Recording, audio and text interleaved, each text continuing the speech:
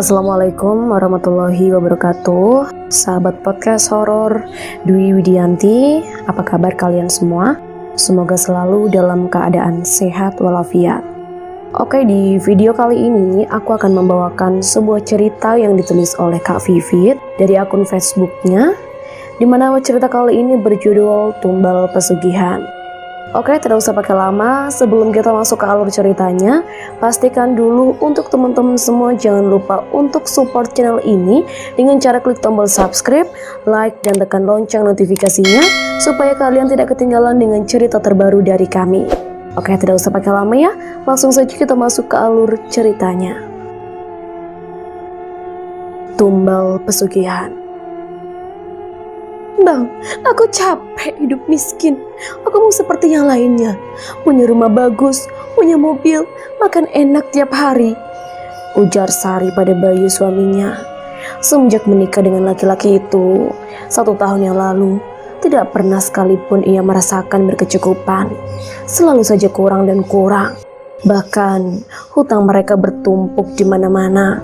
Abang juga capek, Dek. Tapi mau gimana lagi? Cari kerjaan susah, jawab Bayu sembari menyusun kayu bakar yang baru saja dicarinya. Ya, abang usaha. Jangan diam aja di rumah, ujar Sari geram.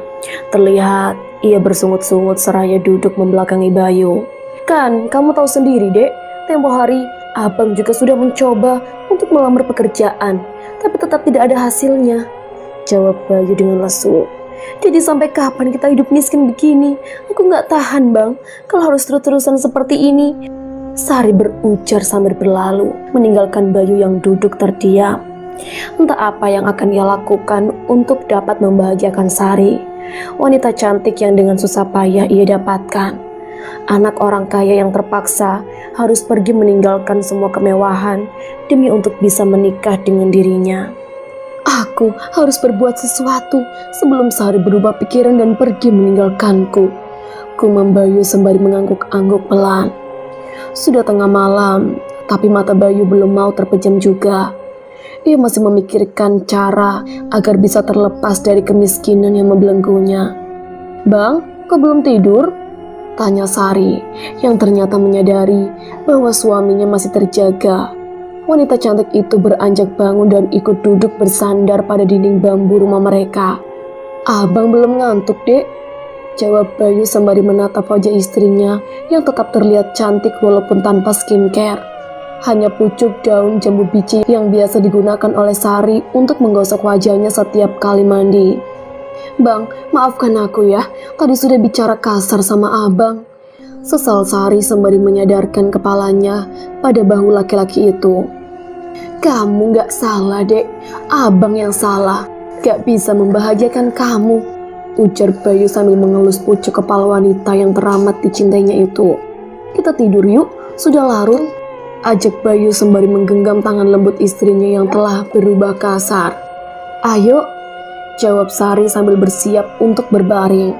Tapi sebelum tidur, boleh kan abang minta? Lirih Bayu sambil tersenyum. Wajah tampan yang telah membuat Sari begitu tergila-gila itu terlihat sedikit abstrak karena nyala lampu minyak yang redup. Sari tersenyum mendengar permintaan suaminya. Permintaan yang tidak pernah ditolaknya barang sekalipun. Bahkan sewaktu mereka masih berpacaran dulu. Boleh kan? Kembali Bayu bertanya, karena ia belum memperoleh jawaban. Sari mengangguk sebagai jawaban. Diusapnya dengan lembut wajah tampan laki-laki itu. Bayu tersenyum melihat anggukan dari sang istri. Tidak perlu berlama-lama, segera ia menuntaskan hasratnya yang tidak surut sedikit pun walau sudah 1 tahun menikah. Keduanya terkulai lemas pada tempat tidur bambu yang Bayu buat sendiri. Keringat membanjiri tubuh keduanya. Sakit lututnya ya, Bang? Tanya Sari begitu dilihatnya laki-laki itu mengusap-usap kedua lututnya. Bayu tertawa lirih mendengar pertanyaan dari sang istri. Sudah biasa kok, jawabnya kemudian. Terima kasih ya, Dek, sudah mau hidup menderita bersama dengan abang, tambah Bayu sambil membelai wajah berkeringat Sari. Aku bahagia kok, Bang, jawab Sari sambil tersenyum. Pagi-pagi sekali Bayu sudah mandi. Terlihat ia berpakaian rapi dan memakai sepatu. Jam tangan yang dulu diberikan oleh Sari sebagai kado ulang tahun untuknya juga tampak melingkar di pergelangan tangan kirinya. "Abang mau kemana?" tanya Sari yang baru saja bangun. Terlihat ia mengucek-ngucek matanya yang masih terasa berat. "Abang mau usaha," jawab Bayu sembari menyisir rambutnya yang terlihat sedikit gondrong. Uang 15.000 terasa begitu berat bila harus dipakai untuk membayar tukang pangkas rambut. Lebih baik untuk keperluan yang lain. "Usaha apa pagi buta begini, Bang?" Sari tampak bingung. "Abang mau ke kota menemui teman abang dulu," terang Bayu sembari memegang pundak Sari. "Ke kota?" liris Sari sambil menunduk. Ia sepertinya keberatan. "Iya, Dek," jawab Bayu mantap. "Bagaimana kalau nanti bertemu dengan keluargaku?" ucap Sari risau. "Mudah-mudahan tidak. Kita akan datang menemui mereka dengan sukarela setelah kita sukses," ujar Bayu sembari menatap keluar. "Abang yakin kita bisa sukses?" Sari terlihat ragu. "Yakin, abang sangat yakin. Di mana ada kemauan, di situ pasti ada jalan," kata Bayu penuh keyakinan. "Semoga saja, Bang. Tapi pulang kan?" Sari bertanya. "Pulang, tapi mungkin agak malam. Nanti kamu ganjal pintunya pakai kayu besar itu ya," ujar Bayu sembari menunjuk ke arah kayu besar yang biasa mereka gunakan untuk duduk. "Iya, Bang, tapi usahakan pulang secepatnya ya." "Iya, Dek. Ya sudah, abang berangkat dulu. Hati-hati di rumah," pesan Bayu pada istrinya. "Iya, Bang, abang juga hati-hati di jalan ya," ujar Sari. Jam tangan yang tergeletak di atas meja kecil usang sudah menunjukkan pukul 9 malam. Tapi Bayu belum juga pulang. Kegelisahan mulai menyerang Sari. Terlihat ia berjalan mondar-mandir di dalam kamar seraya meremas-remas bagian bawah baju lusuhnya. "Bang Bayu, kok abang belum pulang-pulang juga?" lirihnya. Terdengar ketukan di pintu. "Dek," panggil orang itu yang tidak lain adalah Bayu. "Abang," panggil Sari sembari berlari keluar dari kamar. Dan sengaja ia menggeser kayu besar pengganjal pintu. Begitu bahagianya Sari melihat Bayu suaminya itu tengah berdiri sambil tersenyum di ambang pintu. "Dek," kembali laki-laki itu memanggil. Segera ia melangkah masuk dan menutup pintu. "Kok pulangnya lama, Bang?" Sari bertanya. "Susah dapat tumpangan tadi," jawab Bayu sembari membuka bajunya yang sedikit basah oleh keringat. "Abang mandi dulu ya," pamitnya kemudian. "Iya, Bang," jawab wanita itu singkat. Ia tersenyum dengan lega. Suami yang ia tunggu-tunggu sedari tadi sore akhirnya pulang juga. Segera Sari menyiapkan baju ganti untuk suaminya. "Bagaimana, Bang? Ketemu tadi dengan temannya?" tanya Sari begitu Bayu sudah selesai mandi dan berpakaian. Ia menatap laki-laki itu penuh harap.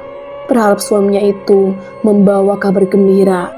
"Ketemu, Dek," jawab Bayu singkat. "Terus?" kembali Sari bertanya. Tampak ia memiringkan sedikit kepalanya. "Besok aja Bang cerita," ujar Bayu. "Ya sudah, kita sekarang makan dulu yuk, Bang. Pasti abang belum makan kan?" "Aku juga belum, Bang," kata Sari. "Abang udah makan, Dek. Kamu saja yang makan. Lagian, kenapa mesti nunggu abang?" jawab Bayu berbohong. Padahal perutnya terasa begitu lapar. Karena sewaktu selesai mandi tadi, sekilas ia melihat di meja hanya ada sepiring kecil nasi dan 2 potong tempe goreng. "Beneran, abang sudah makan?" Sari memastikan. "Sudah," jawab Bayu meyakinkan. Keesokan paginya, segera Bayu menyuruh Sari untuk berbelanja beras dan juga lauk pauk di warung. Ia menyodorkan selembar uang ratusan ribu. Entah dari mana ia mendapatkan uang tersebut. Sari sedikit bingung dengan uang yang disodorkan oleh suaminya. Tapi ia enggan bertanya. Mungkin saja itu uang pemberian dari temannya. Setelah berbelanja dan selesai memasak, segera Bayu menyuruh Sari untuk memasukkan makanan itu sebagian ke dalam rantang.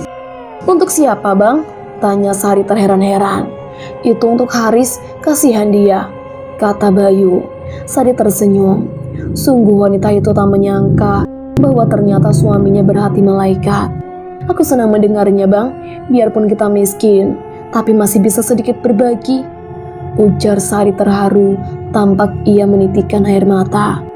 Harus itu, Dek, supaya kita diberikan kelancaran rezeki, kata Bayu sembari mengusap kepala istrinya. Haris adalah tetangga mereka yang berprofesi sebagai tukang ojek dan berpenghasilan tidak menentu. Ia memiliki seorang anak yang masih balita, dan kini istrinya juga tengah mengandung.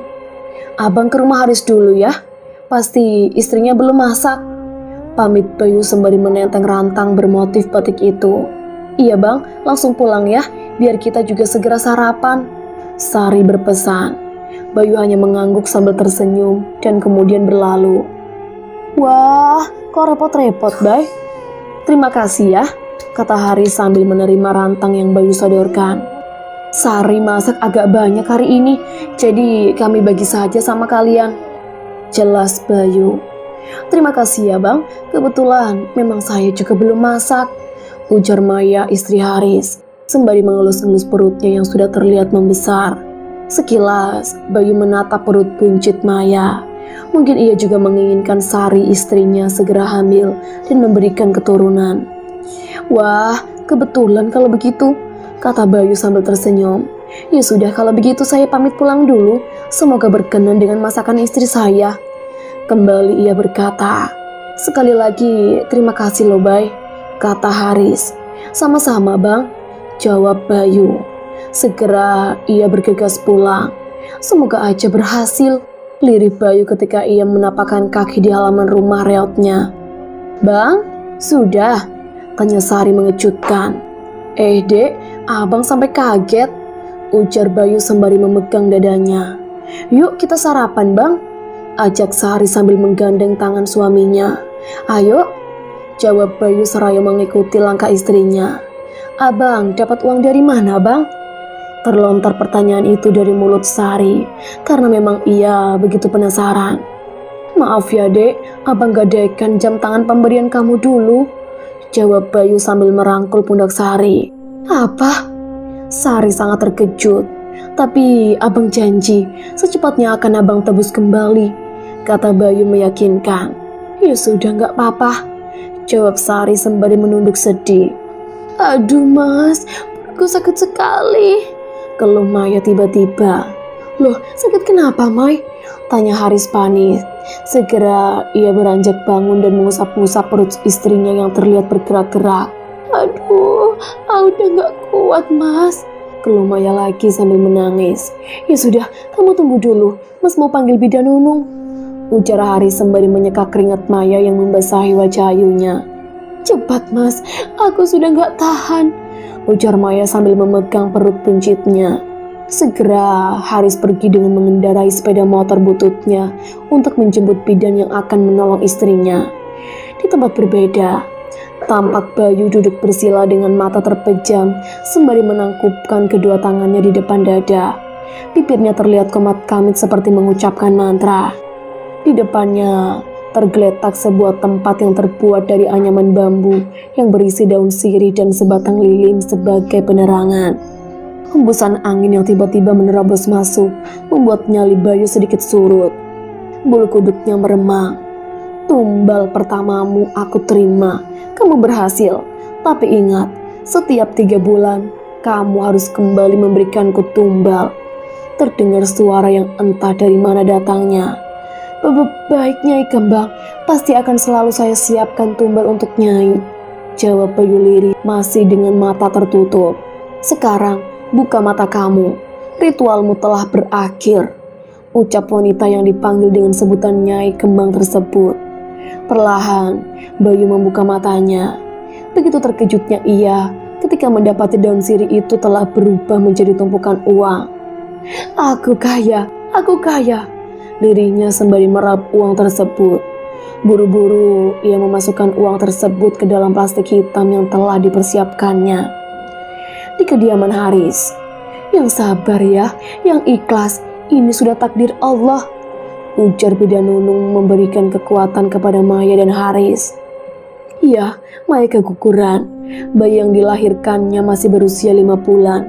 Wanita itu terseduh sembari memeluk bayi yang telah ia persiapkan untuk sang buah hati. "Sudah, Mai, yang ikhlas." Suara Haris terdengar serak. "Tapi Mas, sudah, ini takdir Allah," kata Haris memotong ucapan istrinya.